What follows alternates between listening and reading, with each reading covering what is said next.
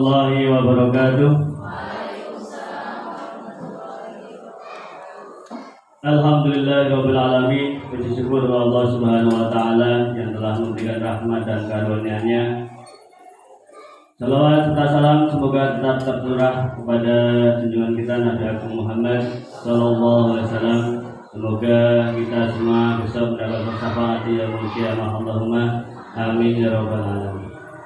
Yang terhormat Bapak Selamat SPD selaku Kepala Sekolah SD Negeri 2 Gumelem Wetan.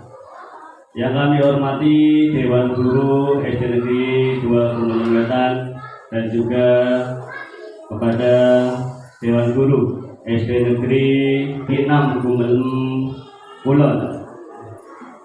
Alhamdulillah pada kesempatan hari ini kita dapat berkumpul di sini dalam acara diseminasi budaya positif dari calon guru penggerak angkatan 9 yang nanti akan dibawakan oleh Ibu Rasiwet SPD SD dari SD Negeri 2 Gumelem Wetan dan juga nanti dilanjutkan diseminasi budaya positif di sekolah oleh Ibu Mia Kusumawardhani SPD SD calon guru penggerak angkatan 9 dari SD Negeri 6 Gumelem Kulon.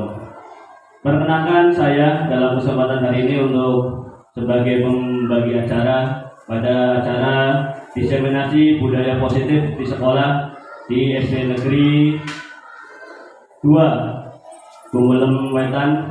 Susunan acara yang pertama yaitu pembukaan, yang kedua yaitu sambutan dari Kepala Sekolah SD Negeri 2 Gumelem Wetan, dan selanjutnya yaitu acara inti yaitu diseminasi budaya positif di sekolah yang nanti akan disampaikan oleh Ibu Rasiwet SPD SD. Para Bapak Ibu yang saya hormati, marilah untuk membuka acara pada pagi hari ini, mari kita bersama-sama membaca basmalah bersama-sama. Bismillahirrahmanirrahim.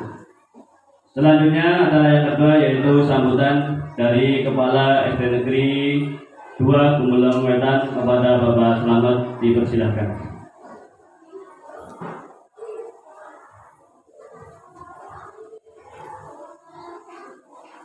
Assalamualaikum warahmatullahi wabarakatuh.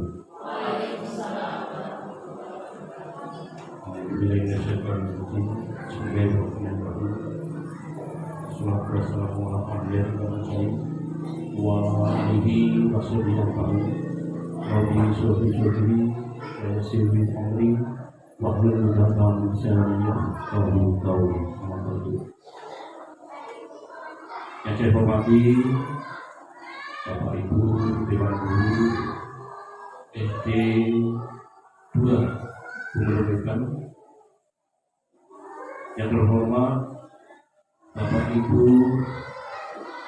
Guru SD 6 Gumelem Kulon,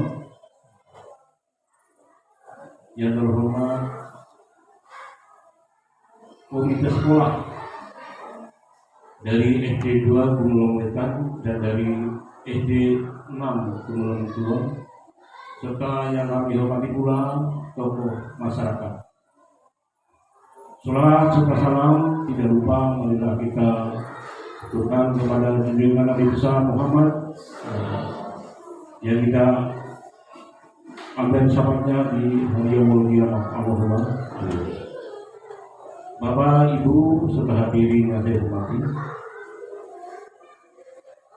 pada kesempatan kali ini kami akan menyampaikan dua patah kata hubungannya dengan kegiatan Ibu Rasiwet dan Ibu Mia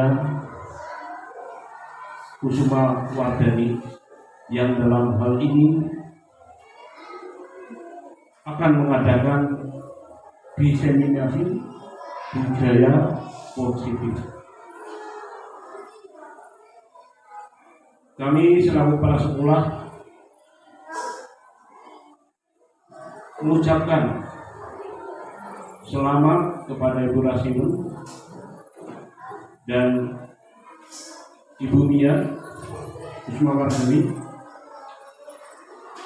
yang sedang mengadakan kegiatan CGP, yaitu calon guru penggerak. Dalam kegiatan ini adalah mengadakan kegiatan diseminasi budaya positif. Mudah-mudahan di dalam kegiatan ini nanti bisa berjalan lancar, tidak ada halangan usaha apapun, dan nantinya diharapkan pula kegiatan ini dapat ditularkan kepada Bapak dan Ibu guru sehingga dapat meningkatkan proses pembelajaran di kelas. Bapak, Ibu, dan hadirin sekalian yang saya hormati, tidak lupa kami ucapkan selamat kepada Bu Rasimun dan Bu Mia. Semoga di dalam melaksanakan CGP nantinya dapat berjalan lancar dan dengan hasil yang memuaskan. Kiranya sambutan dari saya kami berikan dulu, karena ini wabillahi taufiq wal hidayah. Assalamualaikum warahmatullahi wabarakatuh.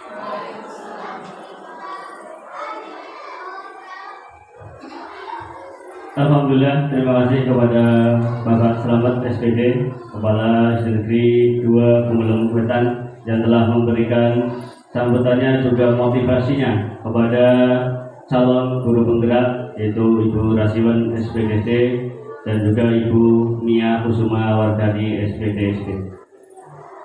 Bapak Ibu yang kami hormati, untuk acara selanjutnya yaitu diseminasi budaya positif di sekolah, yang ini bentuk dari implementasi pembelajaran di calon guru penggerak yang nanti akan disampaikan dan dipaparkan oleh Ibu Rasimun SPD SD. Kepada Ibu Rasimun dipersilakan.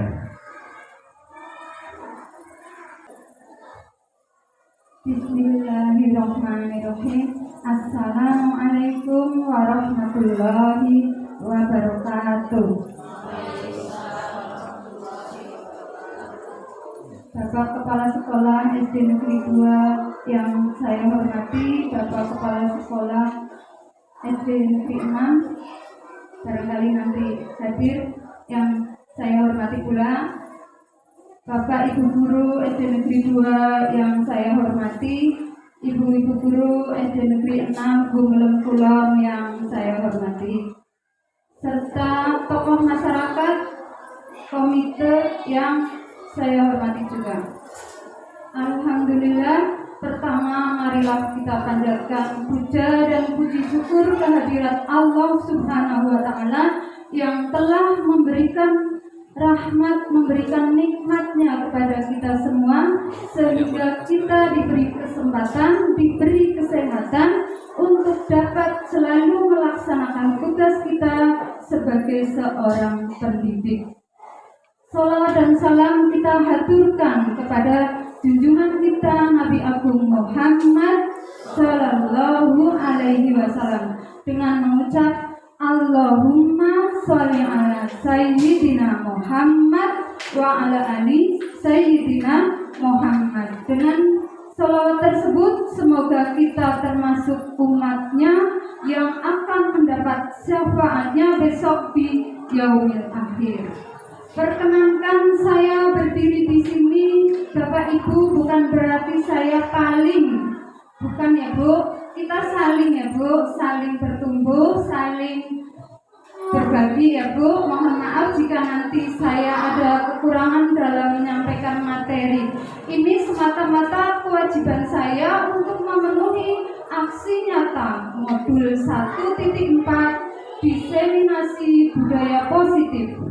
Budaya positif dapat kita terapkan bersama di sekolah ataupun di lingkungan keluarga, nggih Pak Bu.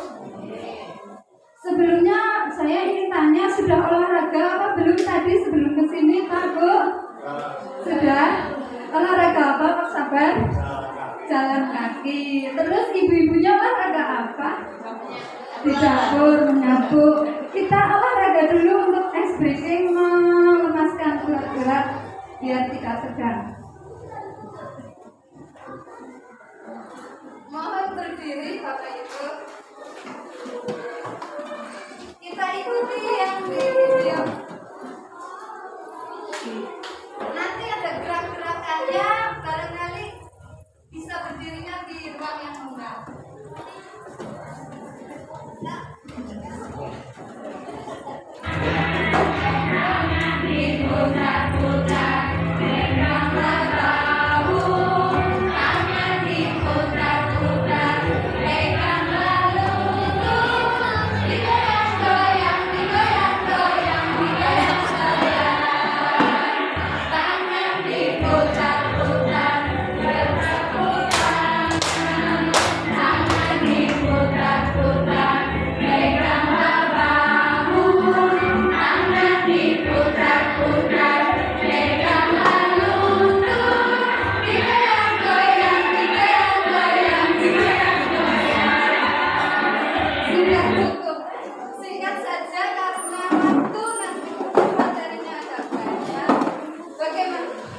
Bagaimana setelah berolahraga tadi, Bu?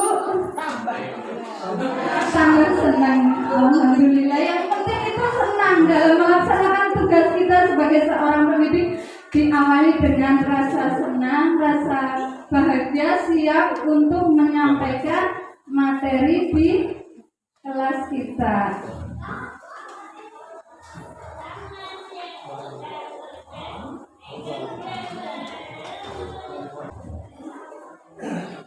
Untuk selanjutnya saya sampaikan tujuan diseminasi, yaitu menyebarkan budaya positif kepada guru, rekan sejawat, dan wali murid. Yang kedua, mampu menerapkan segitiga restitusi sehingga dapat membimbing murid berdisiplin positif agar menjadi murid yang merdeka.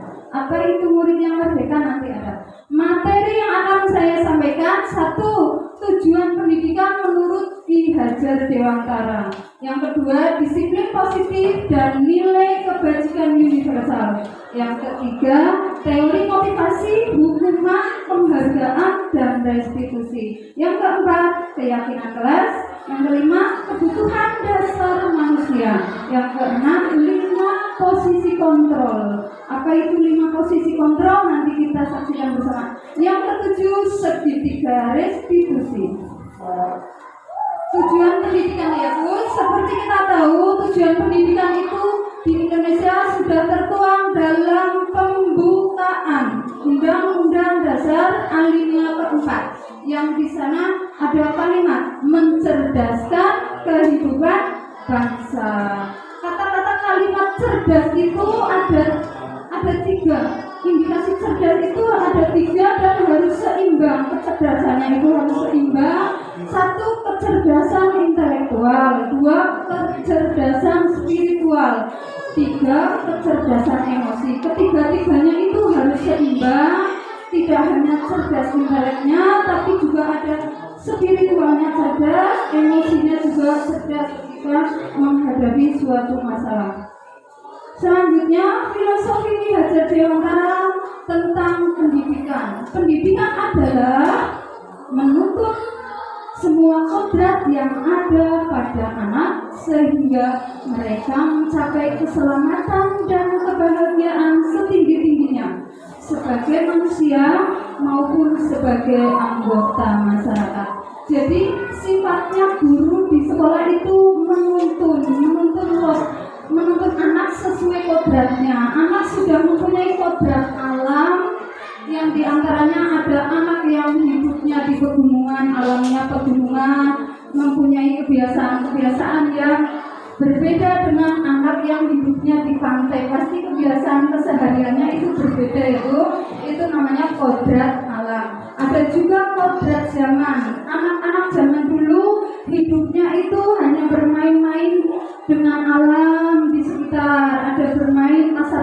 kesehatan. Tapi zaman sekarang itu anak-anaknya tumbuh dalam dunia internet ya Bu. Jadi anak-anak sekarang itu dinamakan anak digital natif, anak yang lahir dan tumbuh berdampingan dengan dunia internet. Mereka tidak bisa lepas dari gadget, dari masih bayi sudah dipegangi gadget. Iya atau tidak Pak Bu?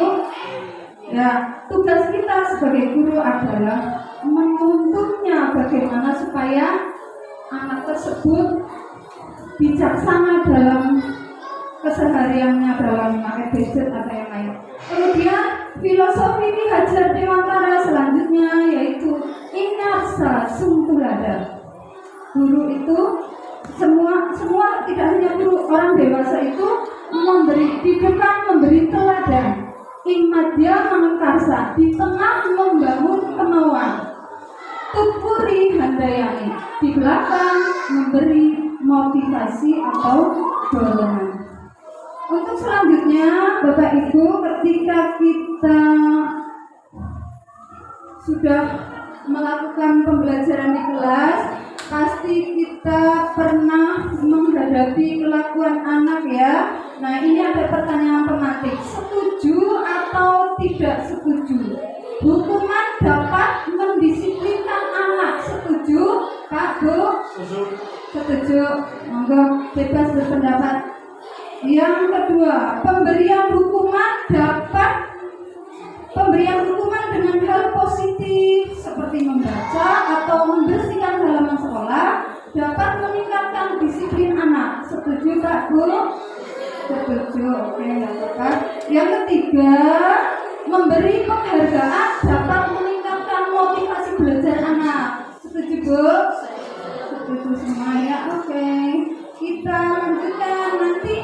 Ini berdasarkan materi CGP itu nanti ada terbuka wawasan kita apakah boleh ada hukuman atau tidak. Jadi sebentar. Untuk selanjutnya kita saksikan video ini. Ada video kasus Maren, nanti akan kita pelajari bersama cara menangani sebuah kasus yang terjadi pada anak.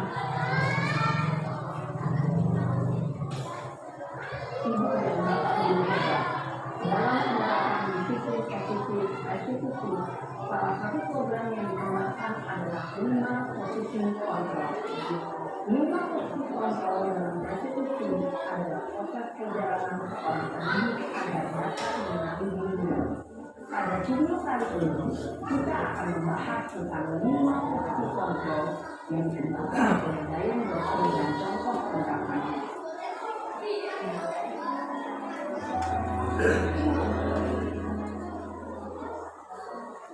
Lima posisi kontrol itu adalah 1. Posisi penghukum, 2. Posisi pembuat nakal besar, 3. Posisi tenang, 4. Posisi pemantau atau monitor, dan 5. Posisi manajer. Untuk menggunakan 5 posisi tersebut, mari kita saksikan kasus kemarin yang menambahkan 20 dan melihat bagaimana 5 posisi kontrol dalam menghadapi masalah tersebut.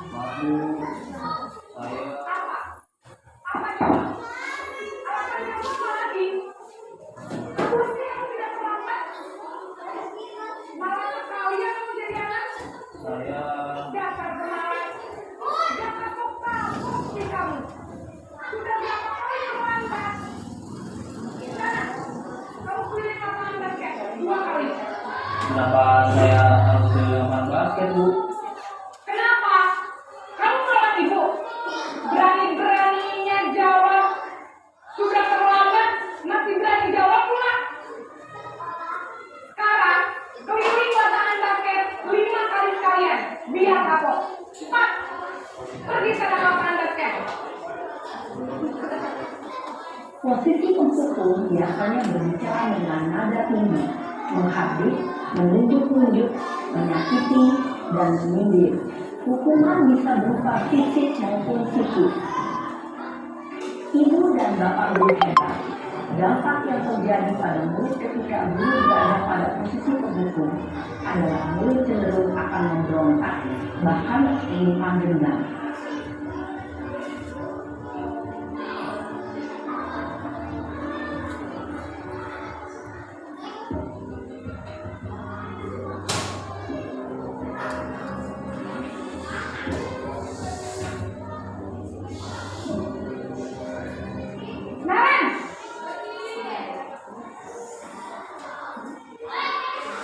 Selamat pagi Bu.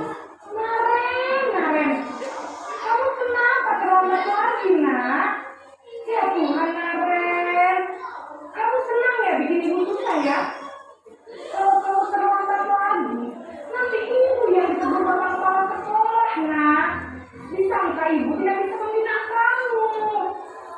Duh, gimana ini? Maaf Bu. Duh, Gusti Naren, kamu suka ya kalau ibu ditegur bapak kepala sekolah? Terus, sekarang ibu harus tulis apa yang di buku absen? Ini kamu sudah sering terlambat loh. Ibu harus apa coba? Maaf Bu. Maaf sekali. Ya sudah, lain kali jangan bikin ibu susah lagi ya nak ya. Ibu tidak akan kuat lagi kalau kamu gini terus. Bisa jatuhan kalau ibu ditegur bapak kepala sekolah. Karena cepat sekolah. Maaf ya Bu. Maaf sekali. Posisi pembuat rasa bersalah berbicara dengan nada tenang, cenderung lembut. Namun kata-kata yang diutarakan membuat murid merasa menjadi orang yang gagal, memandang buruk dirinya sendiri, merasa tidak berharga, dan tidak sanggup membahagiakan orang lain. Ketika guru mengambil posisi pembuat rasa bersalah, murid akan menganggap dirinya yang bersalah dan ia akan menyimpan emosi negatif tersebut di dalam dirinya.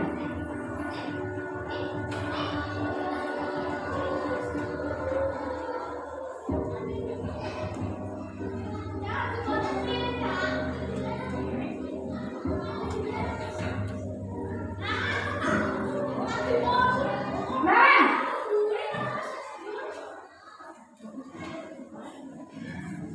Selamat pagi Bu. Wah, sudah jam berapa ini nak? Terlambat lagi ya sayang. Iya Bu. Habis ibu saya belum membangunkan saya Bu. Kamu malah menyalahkan ibu kamu. Kamu bukannya anak yang larinya paling kencang. Kok terlambat sih?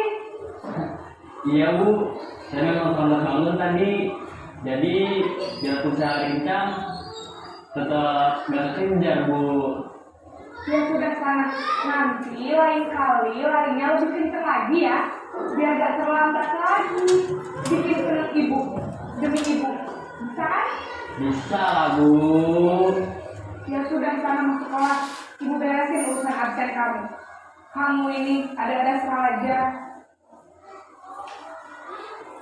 Dalam posisi teman, guru berbicara dengan nada suara ramah, akrab, cenderung bersenda gurau untuk menjaga suasana tetap santai.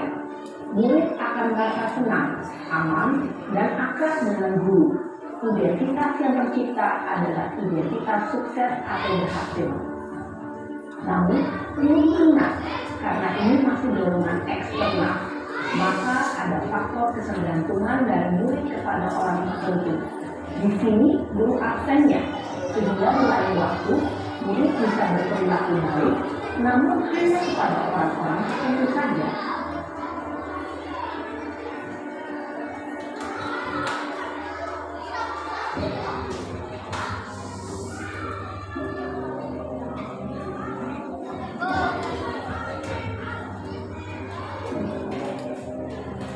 Naren!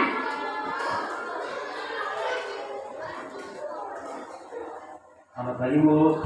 Naren, apa peraturan sekolah kita tentang jam berapa kita harus masuk sekolah, nak? Kita harus di sekolah jam 7, Bu. Iya betul, sekarang sudah jam 7.20. Kemarin sudah tahu konsekuensinya jika terlambat hadir. Paham, Bu. Saya harus tinggal kelas pas jam istirahat selama 20 menit. Iya benar, konsekuensinya demikian. Jadi nanti jam 9.30 pas istirahat, kamu harus tinggal di kelas, kerjakan tugas tambahan untuk ketinggalan kamu, ya. Baik, Bu. Posisi pemantau mengandalkan perhitungan atau data untuk mengontrol murid. Guru mengarahkan murid berdasarkan peraturan dan konsekuensi. Seorang pemantau menunjukkan bahasa tubuh dan ekspresi wajah yang datar dan cenderung formal.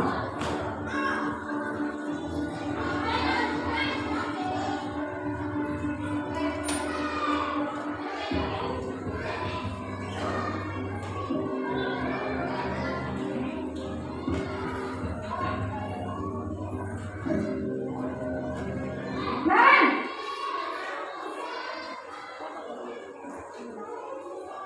Selamat pagi, Bu. Selamat pagi, Naren. Maaf, Bu. Saya terlambat. Iya, sekolah masuknya jam 7, sekarang sudah jam 7.20. Jadi sekarang bagaimana ini, Naren? Maaf, Bu. Saya lupa soal saya semalam.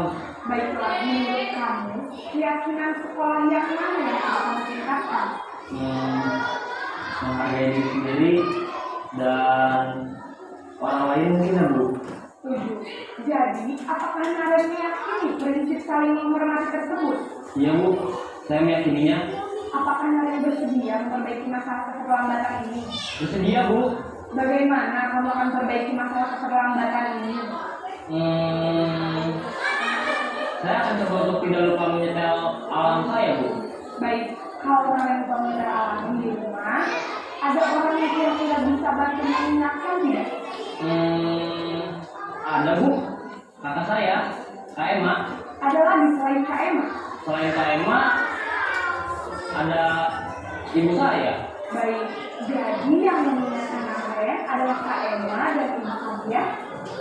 Kira-kira akan mulai alarm kapan, Naren? Setelah pulang sekolah, akan segera saya lakukan. Baik, jadi Naren akan setel alarm untuk bangun besok pagi dan akan diingatkan oleh kakak dan ibu dan Naren, ya. Ada lagi yang mungkin perlu dilakukan, Naren, agar tidak terlambat bangun lagi. Tidak ada, Bu. Baik, Naren, terima kasih untuk bersama kamu. Sekarang kamu perlu kembali ke kelas untuk belajar. Baik, Bu. Terima kasih. Posisi manajer adalah posisi kontrol yang disarankan untuk membimbing murid memiliki sikap disiplin yang positif, yaitu murid yang mandiri, bertanggung jawab, dan dapat memecahkan masalah. Tujuan dari posisi ini adalah agar murid dapat berefleksi atas tindakannya.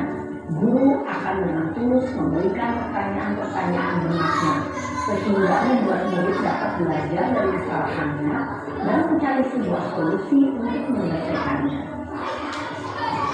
Ibu dan bapak guru hebat, setelah mengamati adegan kelima posisi kontrol tadi, kira-kira posisi mana yang paling ideal? Posisi mana yang dapat menunjang motivasi intensif murid? Ya, tentu posisi manajer. Posisi ini memang posisi ideal yang ingin dituju setiap pendidik. Pada posisi inilah, guru dapat menerapkan disiplin positif yang berpihak pada murid, yang memerdekakan murid. Perjalanan seorang pendidik tentunya tidak mudah untuk sampai pada posisi seorang manajer. Namun, tujuan kita pasti, yaitu menciptakan murid-murid yang mandiri, merdeka, dan bertanggung jawab. Semoga penggambaran 5 posisi kontrol yang telah diperlihatkan ini dapat menjadi ajang refleksi bagi kita semua, agar dapat terus mengasah dan menerapkan disiplin positif yang memerdekakan murid. Mari terus berlatih dan bersemangat. Selamat menerapkan. Salam dan bahagia Ibu dan Bapak Guru hebat.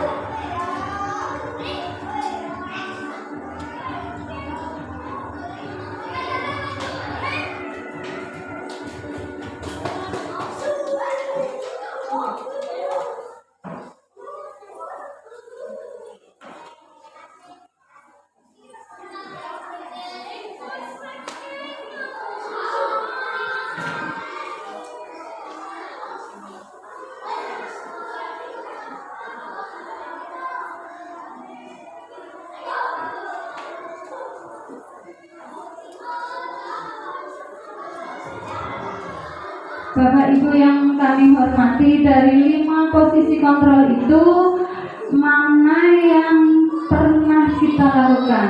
Mungkin kita pernah ada di posisi penghukum, mungkin pernah ada di posisi pembuat rasa bersalah, pernah juga sebagai posisi sebagai teman, pernah sebagai pemantau, pernah juga kita melakukannya sebagai posisi manajer. Iya apa tidak Bapak Ibu? Ya.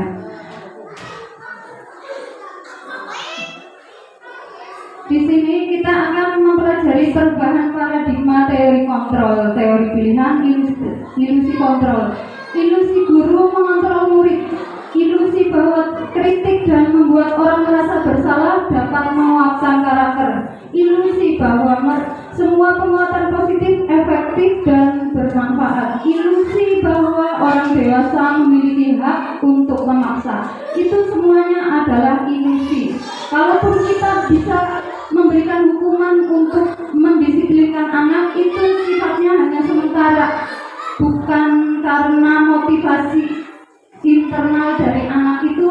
Hukuman itu hanya sebagai motivasi eksternal dari orang lain. Jadi alangkah baiknya kalau kita ingin mendisiplinkan anak itu, kita memposisikan diri sebagai manajer, oke?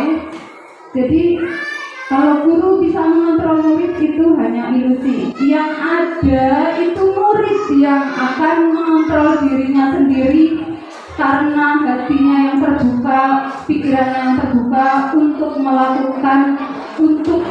mentaati aturan-aturan yang sudah ditetapkan di kelas atau di sekolah. Perubahan paradigma stimulus respon, teori kontrol, teori pilihan. Siapa sesungguhnya yang memiliki kontrol? Tadi sudah saya jelaskan. Walaupun guru bisa mengontrol murid lewat aturan, lewat hukuman, sebenarnya itu hanya stimulus atau bimbingan. Ya, stimulus itu tidak kuat, hanya sebagai motivasi eksternal.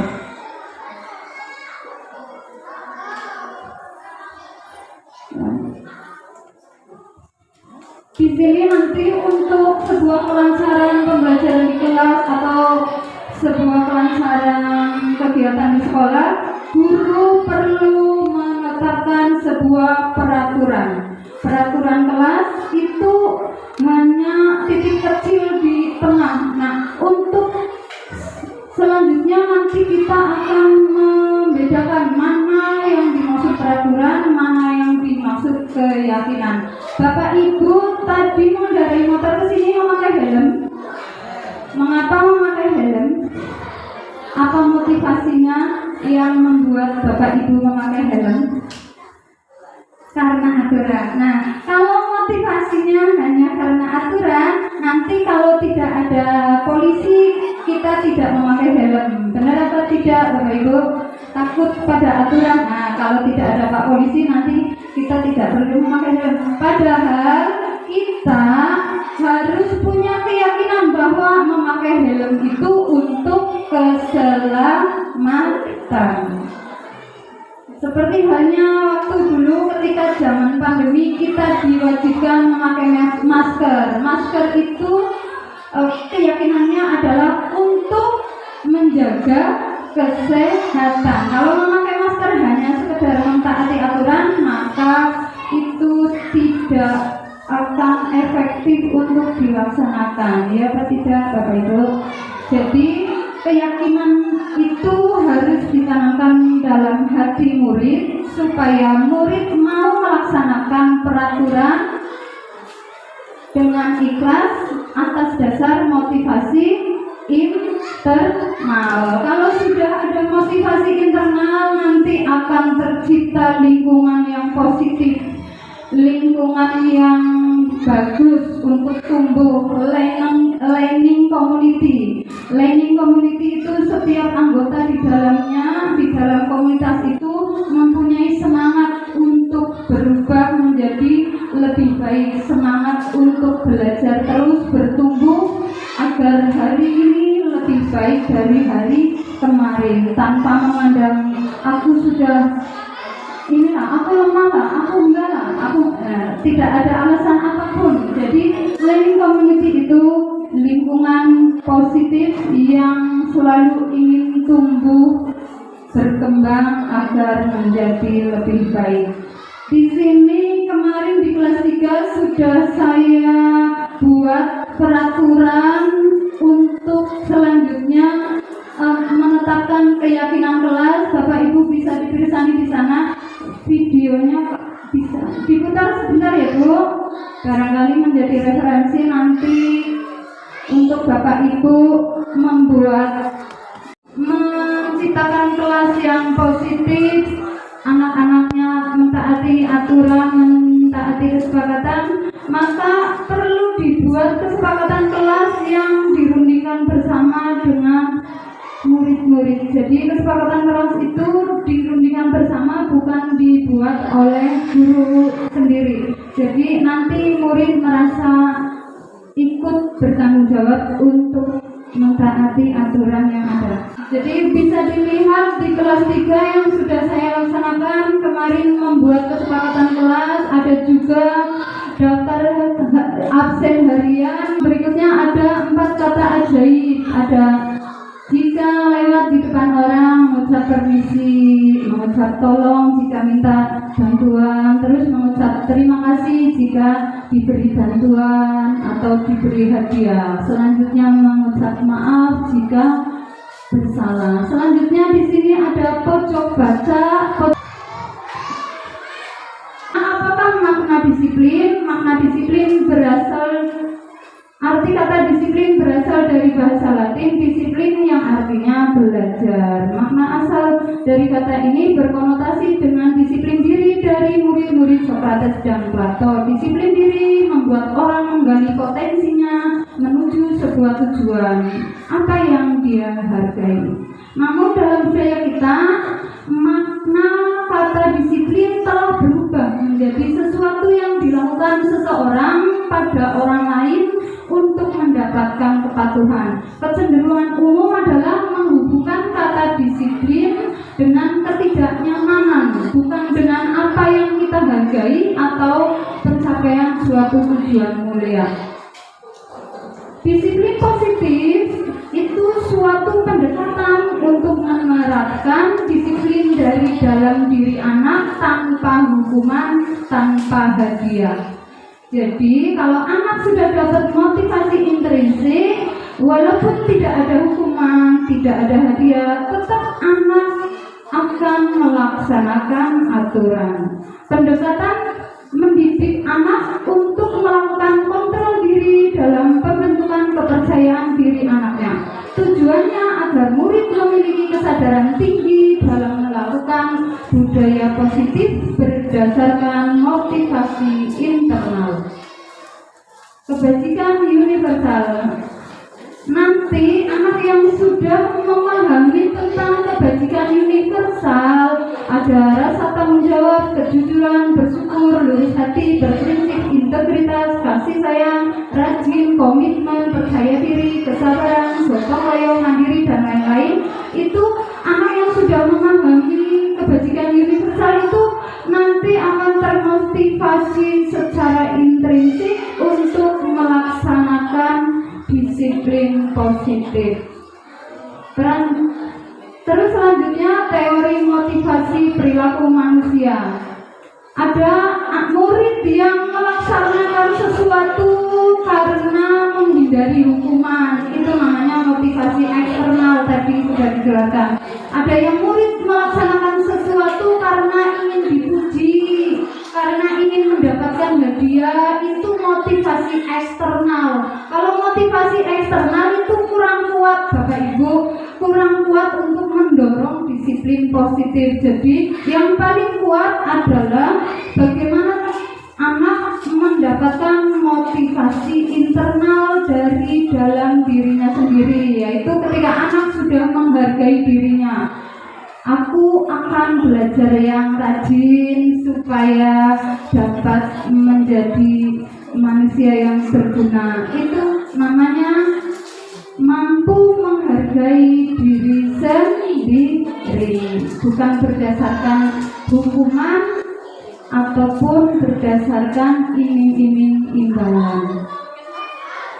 Selanjutnya merdeka. Disiplin sangat berkaitan dengan kata merdeka. Apa arti merdeka? Merdeka itu artinya tidak hanya terlepas dari perintah, akan tetapi juga cakap untuk memerintah diri sendiri.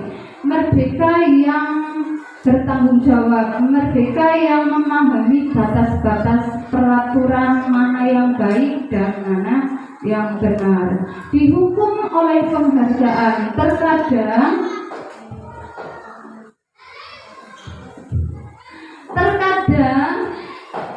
kita maksudnya untuk memotivasi siswa, kita memberi penghargaan, memberi pujian, memberi stiker bintang, ataupun memberi iming-iming uang. Itu sebenarnya menghukum. Antara menghukum dan memberi penghargaan itu hampir sama Bapak Ibu, karena pengaruhnya hanya pengaruh jangka pendek, bukan berasal dari motivasi internal anak. Oke? Jadi pengaruhnya hanya pengaruh jangka pendek. Penghargaan itu menghukum. Bagi anak yang berprestasi mungkin merasa unggul karena diberi penghargaan, tapi beberapa orang lain yang tidak menang merasa terhukum karena tidak mendapat penghargaan. Penghargaan mengurangi ketepatan, penghargaan tidak efektif, penghargaan merusak hubungan. Untuk lebih jelasnya nanti kita bahas bersama. Penghargaan menurunkan kualitas, penghargaan mematikan kreativitas, penghargaan mengurangi motivasi intrinsik. Terus, kalau tidak boleh memberi penghargaan, tidak boleh memberi pujian, apa yang harus kita lakukan Bapak Ibu? Bentuk program kebajikan apresiasi. Dalam memberikan apresiasi atau pengakuan atau pujian, perlu diingat beberapa hal. Boleh memuji, tapi pujiannya itu harus jelas. Misalkan kalau pujian yang tidak jelas, kamu anak pintar, itu tidak jelas. Tapi pujian itu atau penghargaan atau apresiasi itu harus jelas. Harus jelas. Beri dukungan secara khusus, beri dukungan, beri pengakuan secara pribadi, beri pengakuan kepada semua murid bergantian, tidak hanya satu anak yang selalu dipuji. Beri pengakuan secara konsisten, fokus pada proses. Fokus yang dipuji itu prosesnya, fokus pada proses. Contoh misalkan dengan kalimat, kemarin saya perhatikan rasa empatimu besar sekali pada saat menolong murid baru di kelas kita. Jadi di situ ada kalimat pembuka. Kemarin saya perhatikan, ada nilai kebajikan, rasa empatimu besar sekali. Terus situasinya dijelaskan pada saat menolong murid baru di kelas kita. Itu cara memberi apresiasi pada murid. Saya menghargai kepedulianmu pada saat kamu membantu teman-temanmu di tugas kelompok. Selanjutnya, tindakan guru. Nih, tindakan guru ini termasuk hukuman atau konsekuensi. Bapak Ibu nanti kalau menulis di sini ya, nomor 1 sampai nomor 7. Nomor 1 termasuk hukuman atau konsekuensi. Jadi Bapak Ibu cukup menulis 1H atau 1K untuk mengikat waktu. 2H atau 2K.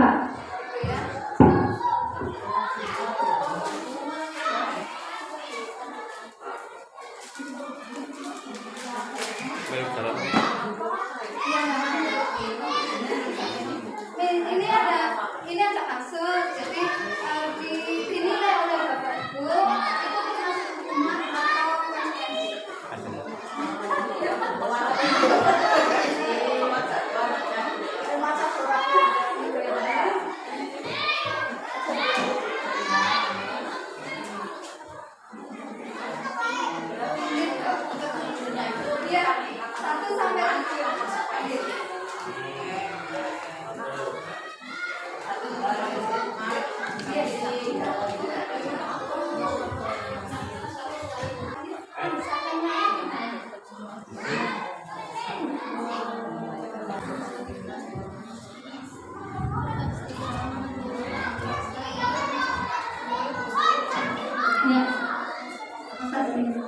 Sudah Bapak Ibu?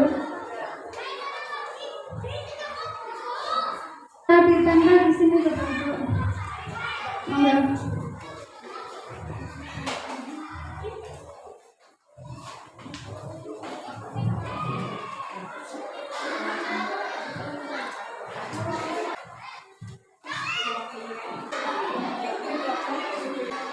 Terima kasih Bapak Ibu guru hebat. Pertanyaan. Selanjutnya kita kupas bersama. Coba yang nomor 1 mencatat 100 kali untuk kalimat saya tidak akan terlambat lagi. Itu adalah merupakan hukuman. Tadi benar Bapak Ibu? Ya, lari mengelilingi lapangan basket 2 kali karena terlambat hadir di sekolah. Itu juga hukuman. Murid diminta push up, itu hukuman. Mengganti kertas tugas teman, itu konsekuensi. Ya, kalau konsekuensi itu setara antara kesalahan dengan penutupan kesalahan. Solusi itu setara dengan kesalahannya, itu namanya konsekuensi. Jadi lanjut, membersihkan tumpahan air di meja, itu konsekuensi. Murid disuruh untuk mengenakan sepatu seharian, itu hukuman. Untuk lari mengelilingi lapangan basket 2 kali karena terlambat hadir, itu bukan hukuman. Ada yang jawab hukuman? Ya, itu bukan hukuman karena sesuai porsinya. Itu ada pada pelajaran PJOK. Itu bukan hukuman, deh. Selanjutnya, perbedaan hukuman dengan konsekuensi. Hukuman itu sesuatu yang menyakitkan harus terjadi. Konsekuensi sesuatu yang harus terjadi. Hukuman membuat anak sakit fisik maupun mental untuk jangka waktu lama. Anak yang terhukum itu hatinya bisa tersakiti. Konsekuensi membuat anak merasa tidak nyaman dalam jangka waktu pendek. Hukuman anak membenci kedisiplinan. Konsekuensi anak menghargai disiplin. Hukuman mendorong anak menyakiti diri sendiri. Konsekuensi mendorong anak mudah menyesuaikan diri. Hukuman konsep diri yang buruk. Konsekuensi konsep diri yang baik. Hukuman anak belajar menyembunyikan kesalahan. Konsekuensi anak belajar untuk mematuhi peraturan. Hukuman menyebabkan anak marah, anak merasa bersalah, anak merasa dipermalukan, merasa tidak dihargai. Tapi konsekuensi itu membuat kehilangan hak, dibuat tidak nyaman, diasingkan untuk sementara waktu. Jadi ini hanya untuk sementara waktu kalau yang konsekuensi. Bapak Ibu mungkin bertanya, apakah ada yang lebih baik dari konsekuensi? Ada, yaitu restitusi seperti tadi video kemarin. Nah, kalau hukuman itu bermakna negatif, kalau konsekuensi bermakna netral. Kalau restitusi bermakna positif. Selanjutnya itu penerapan disiplin positif. Tidak boleh main di luar ya, karena kamu jangan main sembarangan di sana. Dinyalakan apa dipatikan? Dari tadi aku sangat bersyukur ini. Maka aku pada bersyukur lagi bersyukur. Maaf ya, ini sendiri bersama. Nah, tadi video singkat itu adalah tentang anak kecil, anak TK yang mencoret-coret tembok lalu dihukum tidak boleh ikut beristirahat bersama teman-temannya. Setuju apa tidak Bu memberi hukuman seperti itu? Tidak. Yang kedua tadi anak yang mendapatkan konsekuensi tidak boleh pulang bersama teman, tidak boleh pulang bareng teman karena dia masuknya terlambat 20 menit, lalu konsekuensinya pulangnya juga lebih telat dari teman yang lain, telat lebih telat, lebih lambat 20 menit. Kemudian yang ketiga tadi, anak yang menggantikan kertas teman karena tidak sengaja merusak, itu yang namanya restitusi. Untuk restitusi itu ada dialog. Untuk menuntun anak melaksanakan tindakan restitusi, ada dialog antara guru dan murid. Dialognya itu seperti apa? Nanti kita saksikan bersama. Sebelumnya, apa itu yang dimaksud restitusi? Restitusi adalah proses menciptakan kondisi bagi murid untuk memperbaiki kesalahan mereka sehingga mereka bisa kembali kepada kelompok mereka dengan karakter yang lebih kuat. Restitusi juga merupakan proses kolaborasi yang mengajarkan murid untuk mencari solusi untuk masalah mereka dan membantu murid berpikir tentang orang seperti apa yang mereka inginkan di masa yang akan datang dan bagaimana mereka harus memperlakukan orang lain. Ciri-ciri restitusi bukan untuk menembus kesalahan, namun untuk belajar dari kesalahan. Yang kedua, memperbaiki hubungan. Yang ketiga, tawaran bukan paksaan. Yang keempat, restitusi menuntun untuk melihat ke dalam diri. Yang kelima, restitusi mencari kebutuhan dasar yang mendasari suatu tindakan. Yang keenam, restitusi diri adalah cara yang paling baik. Restitusi fokus pada karakter bukan pada tindakan. Restitusi fokus pada solusi. Restitusi mengembalikan murid yang berbuat salah pada kelompoknya agar dapat diterima dengan baik oleh kelompok. Ketika anak melakukan suatu tindakan yang di luar peraturan, itu sebenarnya anak memiliki motivasi. Motivasinya apa? Mungkin dia sedang memenuhi kebutuhan dasarnya yang belum terpenuhi. Contoh, kebutuhan dasar manusia untuk bertahan hidup. Seorang anak yang misalkan nakal kepada temannya, selalu meminta uang saku teman, diminta, mungkin dia uang sakunya kurang, ya berarti itu motifnya adalah untuk bertahan hidup. Atau mungkin ada sudah uang sakunya udah cukup, tapi ada kebutuhan kasih sayang dan rasa diterima, belum dapat kasih sayang di rumah mungkin. Atau mungkin sudah cukup uang sakunya, tapi hanya sekedar iseng untuk kesenangan, senang meledek teman, barangkali itu. Jadi ini barangkali kita itu sebagai guru juga bisa diibaratkan seperti dokter, ya. Ketika menangani kasus-kasus anak itu dicari motifnya apa, kebutuhan dasarnya apa yang belum terpenuhi, nanti diobati, dicarikan solusinya dengan segitiga restitusi. Segitiga restitusi. Ketika guru mengadakan tindakan restitusi itu ada 3 tindakan. 1. Menstabilkan identitas. 2. Memvalidasi kebutuhan. 3. Menanyakan keyakinan. Langsung ke contoh, ada video di sini. Seperti halnya tadi video Naren kan yang terakhir itu sebagai posisi manajer, guru menempatkan diri sebagai posisi manajer. Jadi ketika mengadakan restitusi itu posisi guru sebagai manajer.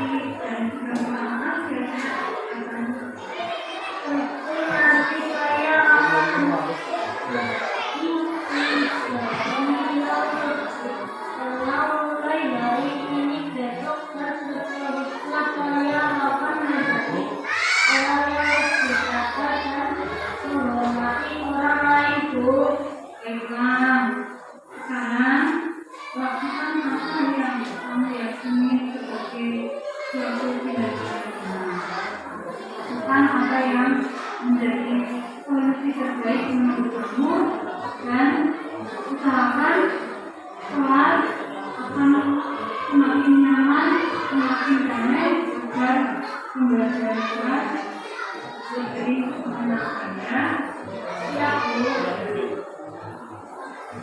Jadi ketika kita menemui murid yang memiliki kasus, guru itu tidak menasehati anak di depan umum ya Bu. Pertama kita memanggil anak tersebut ke ruangan khusus, berbicara dengan tenang, tanpa ada emosi. Selanjutnya nanti ada menstabilkan identitas.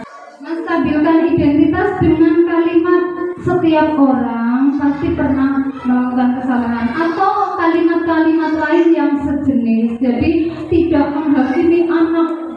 Jadi anak mentalnya tidak dongge. Selanjutnya ada validasi kesalahan. Kamu tentu punya alasan mengapa kamu melakukan ini.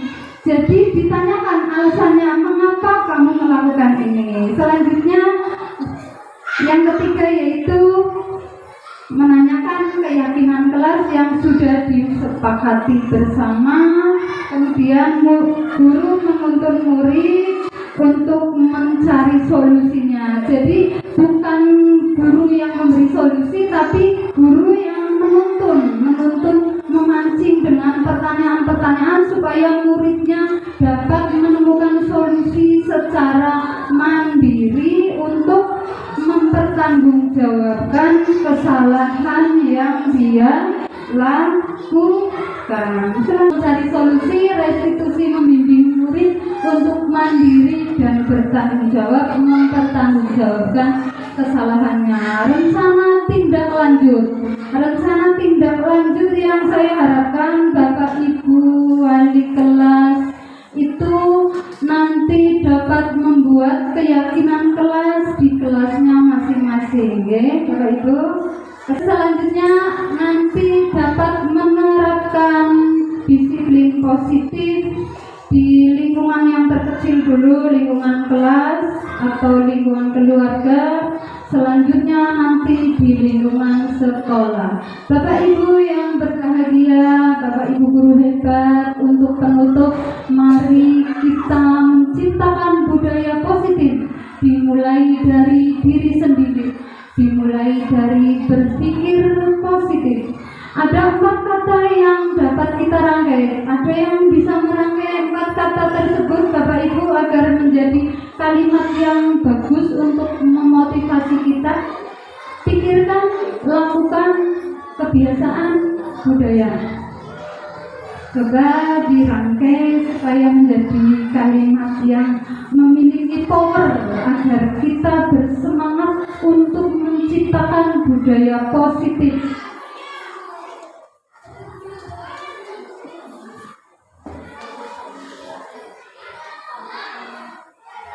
Sudah menemukan Bu Sarah, ya kita rangkai bersama ya.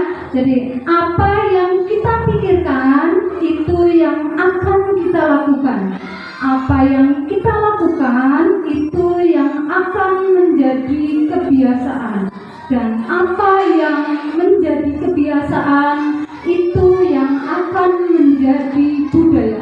Maka dari itu kita awali budaya positif dengan berpikir yang positif. Terima kasih.